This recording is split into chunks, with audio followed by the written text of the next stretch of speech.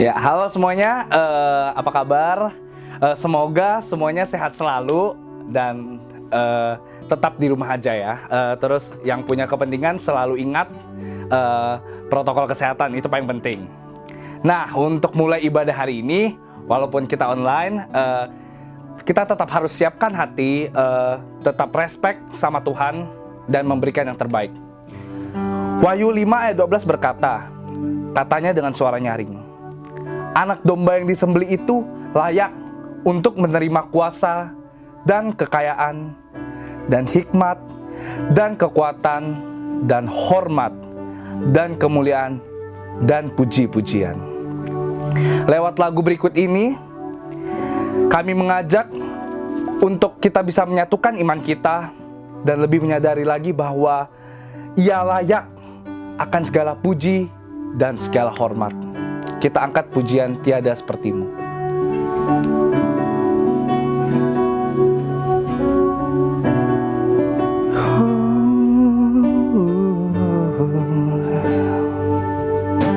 Anugerahmu kepadaku tak pernah berubah, perbuatanmu terlukiskan di dalam hatiku, tercengangku dibuatmu, ku kagum padamu.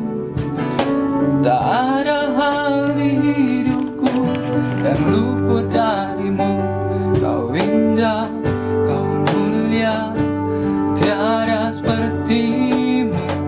Ku ingin hidupku menyenangkanmu.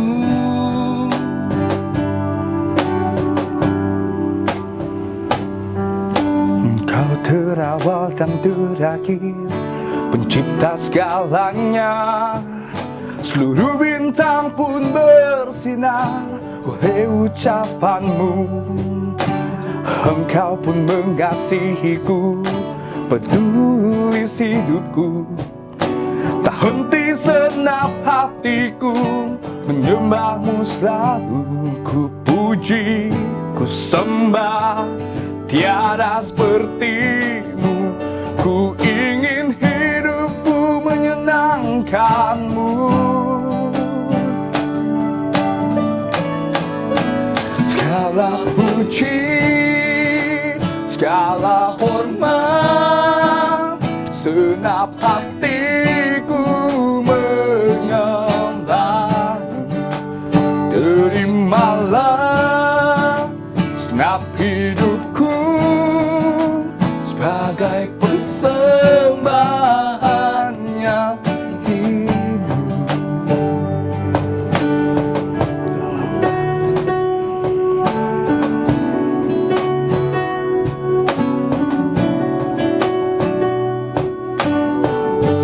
Kau terawal dan terakhir.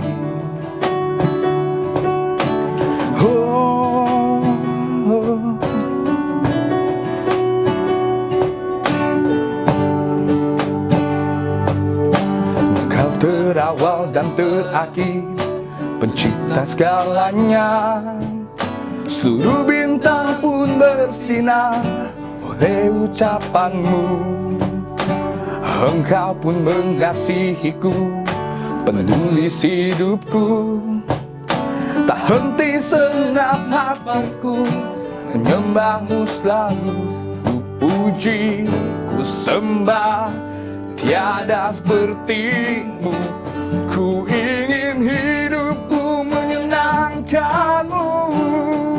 Oh, segala puji, segala hormat, senap hatiku menyembah. Terimalah senap hidupku sebagai persembahan yang hidup.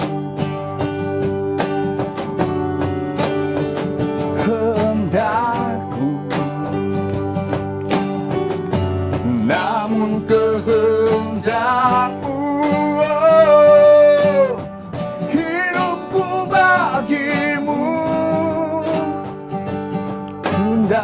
Kau mulia, ingin hidupku menyenangkan-Mu. Segala puji, segala hormat, segenap hatiku menyembah-Mu. Terimalah segenap hidupku sebagai persembahan yang hidup. Teman-teman, mari kita berdoa. Ya Tuhan, sungguh bersyukur ya Tuhan, Engkau boleh memberikan kami, terus memberikan kami kesehatan ya Tuhan. Dalam kondisi seperti ini, tentunya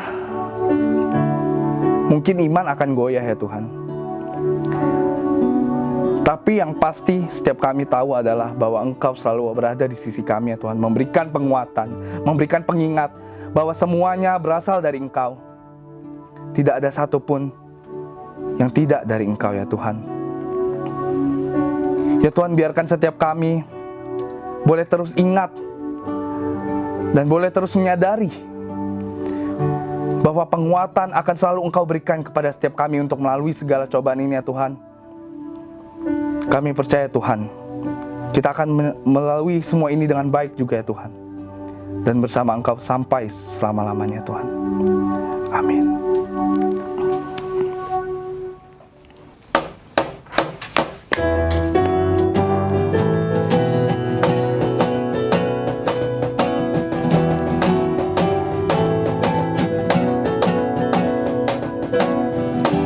Look at the world we live today. Look at hurting everywhere. Let us see mercy and your grace overflow in every place. Let us be one with you today, and let your glory fall. We will shine. We will shine. Shine like stars above, shining in your light, guided by your love. Let your fire burn in us, burning like the sun, as we glorify. Show your kingdom come in all the earth. Teach us to live in righteousness.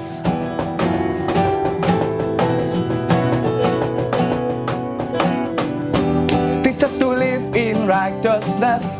Teach us to love in one accord. Guide us to live life every day as we worship in your court. Let us declare your majesty and let your glory fall. We will shine,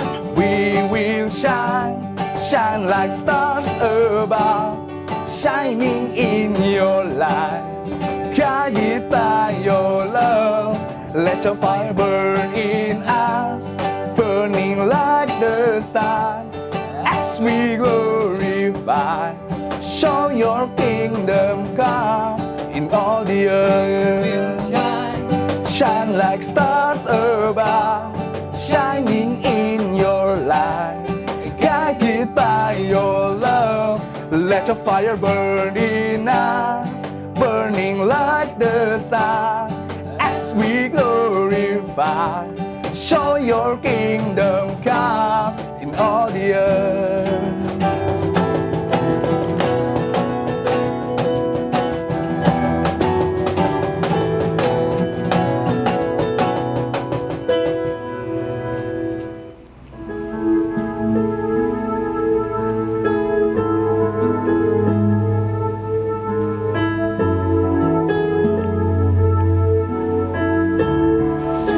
Teman-teman, saya mau mengajak setiap kita untuk boleh lebih lagi menyadari dan tahu benar bahwa setiap dosa yang menggerogoti setiap kita, Tuhan tuh nggak mau ingat-ingat lagi. Dia mengampuni setiap dosa dari setiap kita. Di 1 Yohanes 1 ayat 9 berkata, jika kita mengaku dosa kita, maka Ia adalah setia dan adil, sehingga Ia akan mengampuni segala dosa kita dan menyucikan kita dari segala kejahatan. Mari saya ingin ajak setiap kita yang ada di rumah untuk boleh mengambil respon. Kita ambil saat teduh untuk meresponi ayat barusan.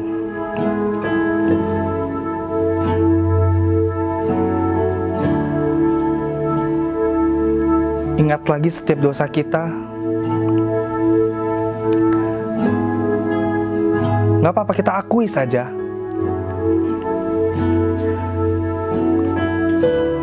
Karena pengampunan pasti dari Tuhan.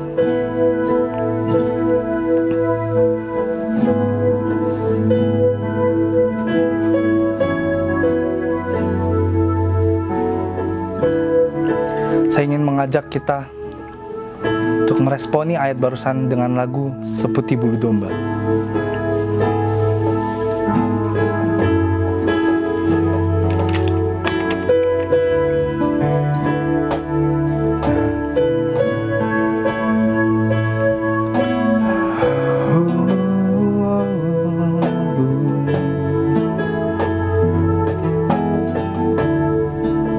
Tak kau lupakan diriku, tak kau lupakan diriku.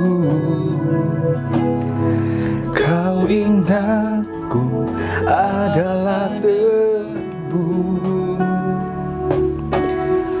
tetapi kau meninggikannya di hadapan malaikatmu. Tak kau hapuskan namaku dari kitab kehidupanmu. Kau tak malu mengakuinya di hadapan Bapa. Kau Allah yang tiada mengingat lagi segala kesalahanku yang telah Engkau ampuni.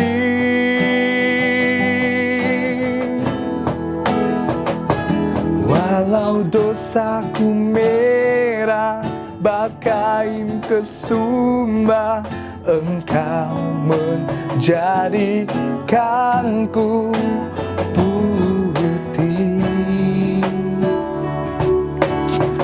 seputih bulu domba. Saya mengajak kita untuk boleh menyanyikan pujian ini sekali lagi. Diriku, kau ingatku adalah debu, tetapi kau meninggikannya di hadapan malaikatmu. Tak kau hapuskan namaku dari kitab kehidupanmu. Kau tak malu mengakuinya di hadapan Bapa.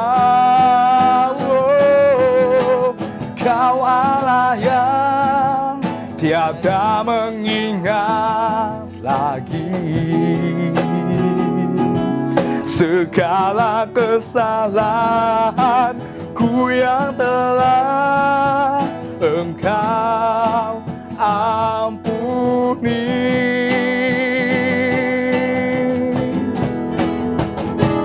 Walau dosaku merah bagai kesumba, Engkau menjadikanku putih putih,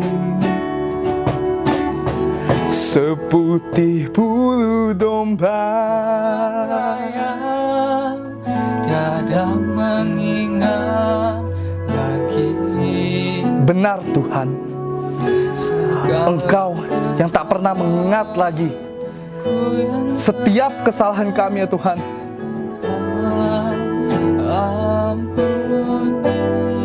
Engkau selalu mengampuni setiap dosa kami ya Tuhan.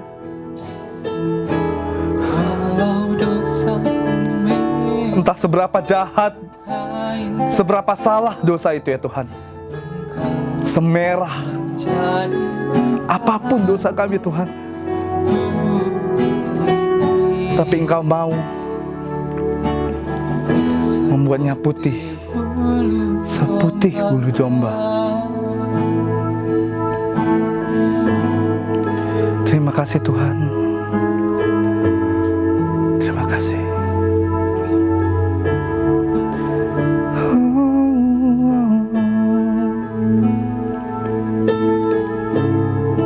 Tuhan, terima kasih. Terima kasih Tuhan.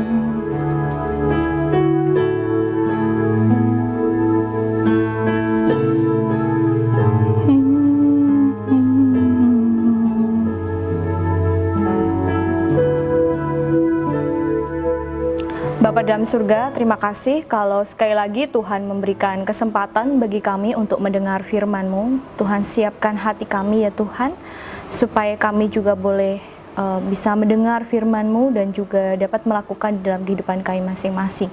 Biarlah Allah Roh Kudus yang memampukan kami untuk boleh mengerti apa yang Tuhan kehendaki di dalam kehidupan kami. Terima kasih ya Tuhan, di dalam nama Tuhan Yesus Kristus Allah kami hidup yang berdoa. Amin. Saudara sekalian, firman Tuhan diambil dari Kisah Para Rasul 7 ayat 54 sampai 8 ayat 3. Saya akan membacakan untuk kita sekalian. Ketika anggota-anggota Mahkamah Agama itu mendengar semua itu, sangat tertusuk hati mereka, maka mereka menyambutnya dengan gertakan gigi. Tetapi Stefanus yang penuh dengan Roh Kudus menatap ke langit, lalu melihat kemuliaan Allah dan Yesus berdiri di sebelah kanan Allah. Lalu katanya, "Sungguh, aku melihat langit terbuka dan Anak Manusia berdiri di sebelah kanan Allah."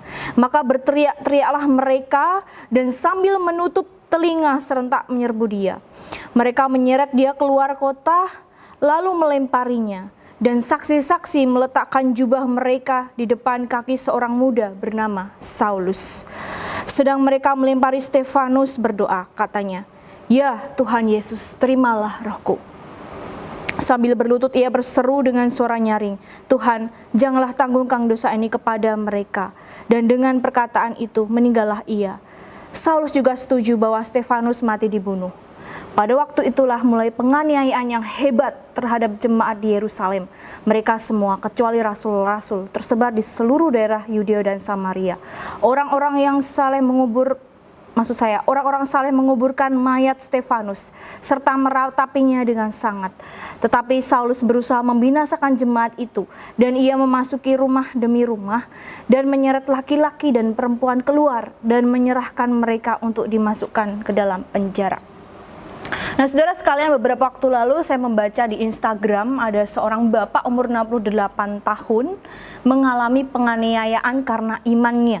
Ia baru saja memasuki toko ya, kemudian tiba-tiba ada pria bersenjata menghadapkan senjata itu kepadanya dan ia dibawa pergi oleh kelompok militan. Dan tidak ada tindakan apapun dari pemerintah. Dan memang banyak orang-orang Kristen ya selama beberapa waktu terakhir ini di Mesir sana menjadi martir. Kemudian di Laos ada 3 keluarga diserbu oleh orang-orang di desanya dengan senjata, dengan palu, diteriakin ya supaya mereka meninggalkan Kristus. Tapi akhirnya mereka memilih meninggalkan desa itu dan melakukan perjalanan yang jauh, tidur di jalan, bahkan di situ ada bayi yang dibawa ya, sampai akhirnya mereka ditemukan oleh hamba Tuhan. Kemudian di Vietnam ya ada sebuah keluarga ya, di keluarga itu mengalami penderitaan juga karena rumah mereka dibakar. Kenapa dibakar? Itu karena imannya, karena mereka memberitakan kabar baik kepada orang-orang yang membutuhkan Kristus. Ketika mereka minta tolong kepada pemerintah begitu ya setempat ya, mereka dihujat. Minta tolong saja kepada Tuhanmu. Saudara, ini realita yang terjadi begitu ya. Kemudian seorang wanita Indonesia pernah dipenjara 3 tahun karena acara sekolah minggu dihadiri oleh pemeluk agama lain. Nah, saudara sekalian, ini hanya sebagian kecil dari mereka yang mengalami penganiayaan karena iman mereka. Kok kalau teman-teman cari itu begitu banyak orang-orang yang pengikut Kristus yang harus mengalami penganiayaan. Baik itu mereka diusir, baik itu mereka mengalami penganiayaan secara fisik maupun meninggal karena imannya. Nah, jauh sebelum mereka ini di dalam perjanjian lama dan baru itu ada, saudara sekalian. Misalnya kalau di perjanjian lama itu Daniel pernah dimasukkan ke gua singa ya. Ada orang-orang yang membenci dia begitu. Kemudian Nehemia juga dibenci oleh Sanbalat dan Tobia.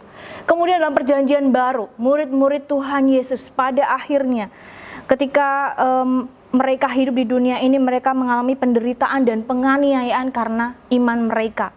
Dan teks yang kita baca ini adalah Stefanus. Stefanus adalah martir yang pertama yang karena imannya dia harus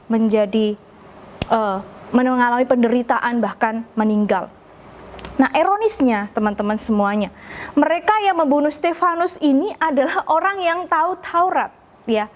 Jadi waktu itu konteksnya adalah jemaat-jemaat Yahudi ini bersoal jawab gitu ya, atau berapologetika gitu ya dengan Stefanus ini.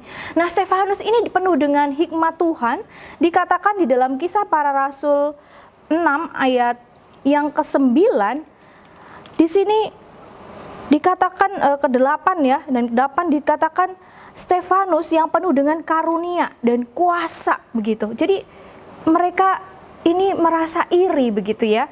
Kenapa ya orang ini begitu dipakai Tuhan begitu.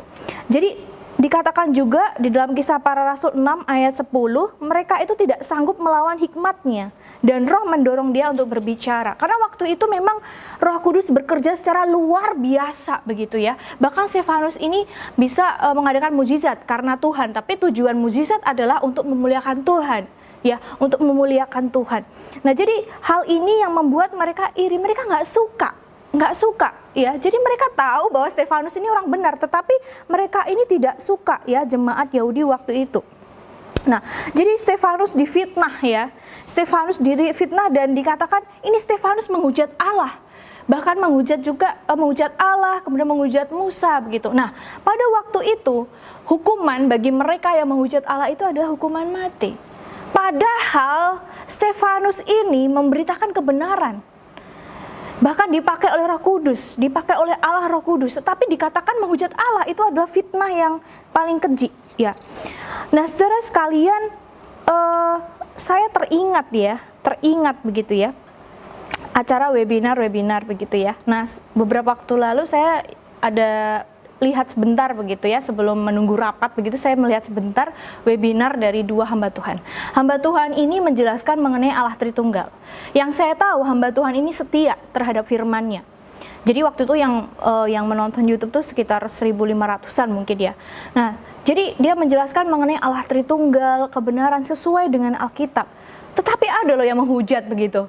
Saya sempat komen sebentar begitu ya. Wah, ini orang-orang ini mengatakan kebenaran, tapi ada juga yang menghujat. Saya coba ngomong begitu gitu ya.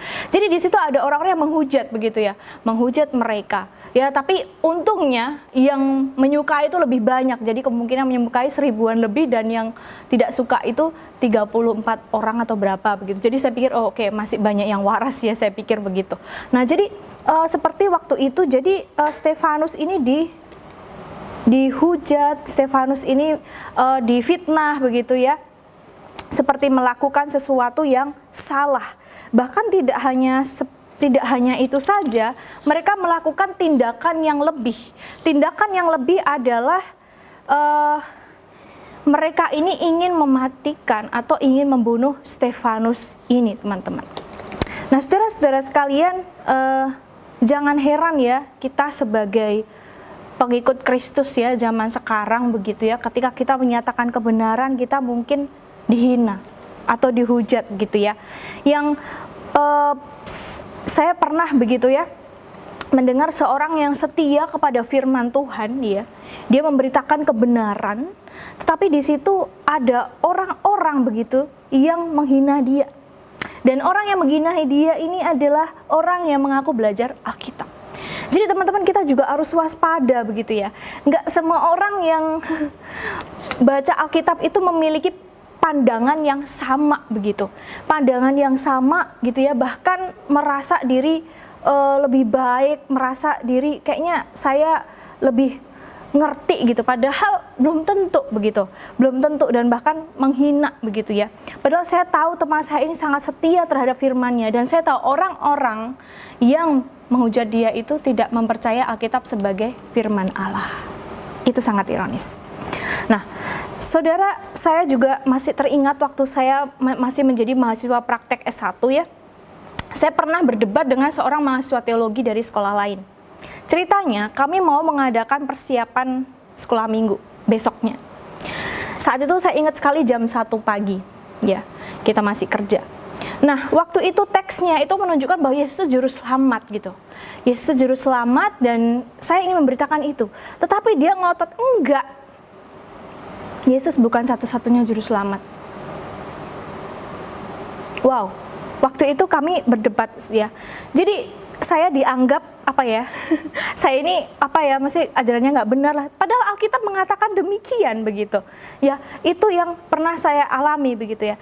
Jadi bisa saja begitu ya. Orang itu berkhotbah tetapi dia menolak isi Alkitab begitu loh. Nah, hal yang sama juga terjadi pada waktu itu. Orang-orang Yahudi waktu itu menolak kebenaran Injil. Mereka menolak kebenaran Injil yang Stefanus beritakan. Hati mereka sakit ketika mendengar kebenaran. Berbeda dengan pendengar dari yang Petrus itu ya, waktu Petrus berkhotbah, pendengar-pendengarnya itu langsung terharu, langsung bertobat begitu, 3.000 orang bertobat. Tetapi pendengar Stefanus ini, orang-orang yang mendengar kesaksian, mendengar Injil kebenaran ini, mereka hatinya tertusuk, menggertakkan gigi, marah. Jadi mereka menolak kebenaran Injil yang disampaikan oleh Stefanus. Dan mereka tahu ya, mereka tahu bahwa Stefanus ini dipakai Allah. Di dalam Kisah Para Rasul 7 ayat 53 dikatakan, Stefanus ini dipakai oleh Allah. Jadi Kisah Para Rasul 6 ayat ke-15 dikatakan bahwa Stefanus itu mukanya seperti seorang malaikat begitu. Jadi banyak hal-hal hal-hal yang ilahi begitu ya, yang Allah nyatakan kepada Stefanus ini. Stefanus ini begitu dipakai Tuhan dan mereka tidak terima begitu. Jadi mereka malah justru dengan gertakan gigi, dengan kebencian begitu, mereka ingin sekali Stefanus ini mati begitu. Mereka merasa jengkel, bahkan hati mereka itu begitu keras begitu. Nah, makanya sakit hatinya ini membuat mereka melakukan kejahatan. Ketika Stefanus berkata, "Aku melihat langit terbuka." Bukannya mereka itu bertobat melihat hal itu, tetapi mereka berteriak, mereka tidak mau mendengar apa yang dikatakan oleh Stefanus. Hal yang mirip itu pernah dialami oleh Tuhan Yesus. Kayafas mengoyakkan pakaiannya ketika Yesus berkata demikian, "Mulai sekarang Anak Manusia datang dalam kemuliaan." Kemudian ketika peristiwa Stefanus ini, mereka menutup telinga mereka ketika Stefanus berkata, "Sungguh aku melihat langit terbuka dan Anak Manusia berdiri di sebelah kanan Allah." Saudara sekalian, kenapa mereka menutup telinganya? Karena mereka mengeraskan hati dan tidak mau mendengar kebenaran. Mereka semakin ganas dan menyeret Stefanus keluar dari kota itu. Artinya Stefanus ditolak, tidak diterima, dan dilempari batu. Secara kasar Stefanus diusir. Hati mereka penuh dengan iblis, berbeda dengan Stefanus yang penuh dengan Roh Kudus. Dan saat itu kiri kanan tidak ada satupun yang menolong Stefanus. Waktu itu juga hadir Saulus ketika Saulus belum bertobat, juga setuju atas kematian Stefanus.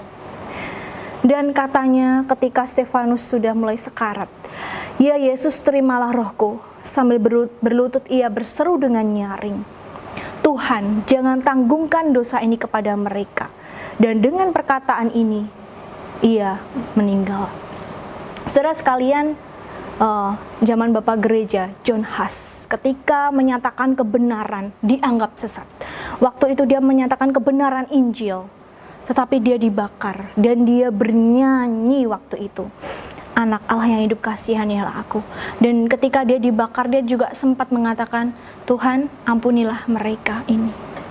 Jadi kita melihat ya, tokoh-tokoh dan orang-orang di dalam Alkitab, khususnya Stefanus ini, harus mati karena imannya.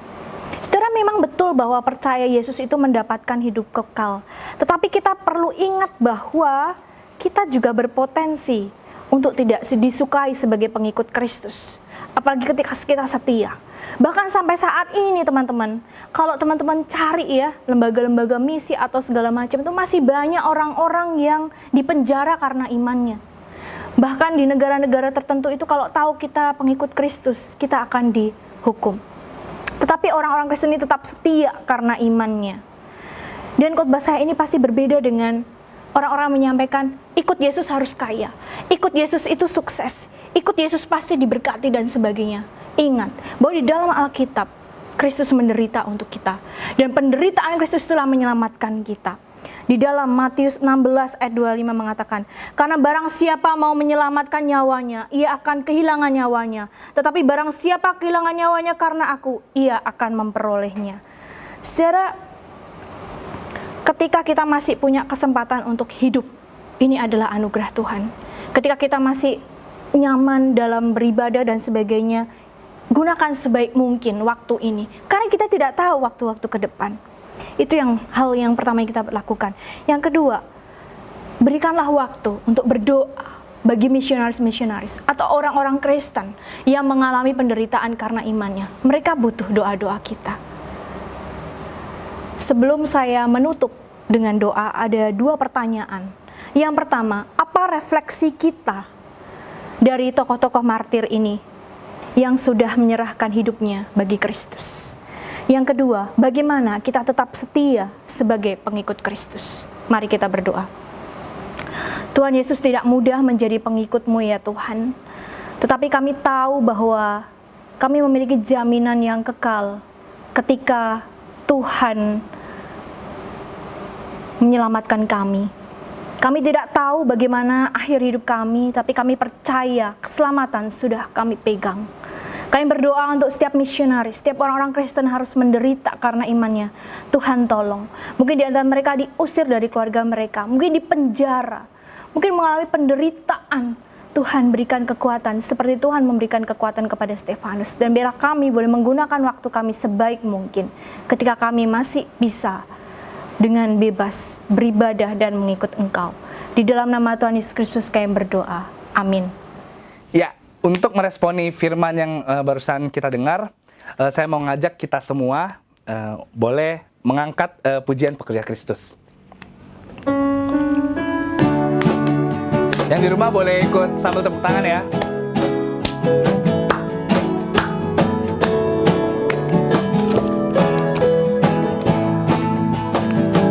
Telah lama ku cari-cari langkah hidup yang lebih pasti, hidup penuh kemenangan setiap hari. Suatu saat Yesus panggilku menjadi pekerja, melayani, jadi saksi bagi Dia. Bukan sembarang pekerja, ya Yesusku luar biasa. Ya Dia Raja segala raja. Ya memanggilku menuai ladangnya. Hanya anugerah semata. Ya aku dipakai olehnya. Ya sungguh amat istimewa menjadi pekerja Kristus yang mulia. Telah lama ku cari-cari langkah hidup yang lebih pasti, hidup penuh kemenangan setiap saat Yesus panggilku menjadi pekerja, melayani, jadi saksi bagi Dia. Bukan sembarang manusia, bukan sembarang pekerja. Ya ya ya, Yesusku luar biasa. Ya ya ya, Dia raja segala raja. Ya ya, memanggilku menuai ladangnya, hanya anugerah semata. Ya ya ya, aku dipakai olehnya. Ya ya ya, sungguh amat istimewa menjadi pekerja Kristus yang mulia. Bukan sembarang pekerja. Ya ya ya, Yesusku luar biasa. Ya ya ya, Dia raja segala raja. Ya ya ya, memanggilku menuai ladangnya, hanya anugerah semata. Ya ya ya, aku dipakai olehnya. Ya ya ya, sungguh amat istimewa menjadi pekerja Kristus yang mulia. Sungguh amat istimewa menjadi pekerja Kristus yang mulia. Sungguh amat istimewa menjadi pekerja Kristus yang mulia. Ya teman-teman, mari kita tutup ibadah kita dengan berdoa. Ya Tuhan, terima kasih Tuhan atas berkat-Mu. Setiap kami boleh mengikuti ibadah hari ini ya Tuhan. Dan bersyukur juga ya Tuhan atas firman tadi yang boleh dibawakan Lausa VB. Semoga boleh menjadi pegangan bagi setiap kita. Ya Tuhan, juga berdoa untuk pandemi yang masih belum berakhir ini Tuhan. Biarkan kami boleh bergandengan tangan ya Tuhan, dan juga dengan Engkau tentunya di sisi setiap kami ya Tuhan, agar boleh melewati ini pelan-pelan ya Tuhan, dan bisa melihat makna dari setiap apapun masalah yang boleh kami hadapi ya Tuhan. Terima kasih ya Tuhan, hanya di dalam nama-Mu kami berdoa dan mengucap syukur ya Tuhan. Haleluya, amin. Ya, begitulah akhir dari ibadah kita. Teman-teman, nanti jangan lupa ikut after service meeting di Zoom. See you guys.